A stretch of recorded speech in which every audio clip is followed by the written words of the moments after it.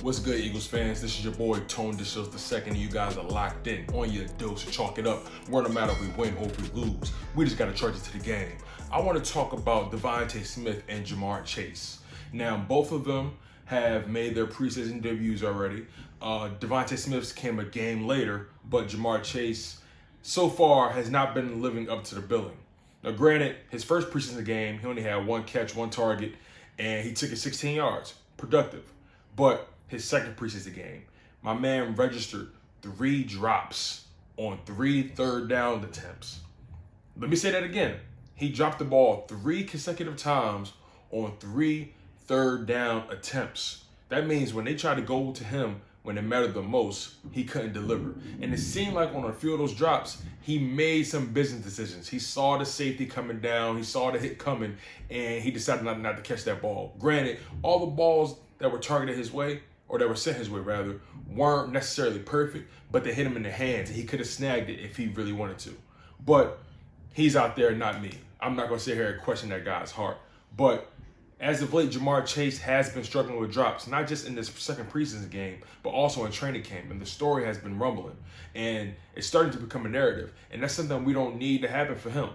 But when it comes to DeVonta Smith, he was pretty productive in his preseason debut, registering 2 catches on 4 targets for 19 yards. Now, 2 of those throws that came his way that he didn't catch, they were bad throws by Joe Flacco. One of them, you might make an argument it was a drop.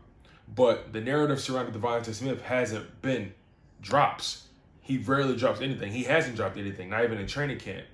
But what has come up for him is the route running. The route running has been significantly stellar. You saw in the preseason game against the New England Patriots, he managed to win early off the line of scrimmage. And then on top of that, he managed to create vast separation between him and the DBs. So DeVonta Smith is as advertised so far, but JaMarr Chase, it remains to be seen about him.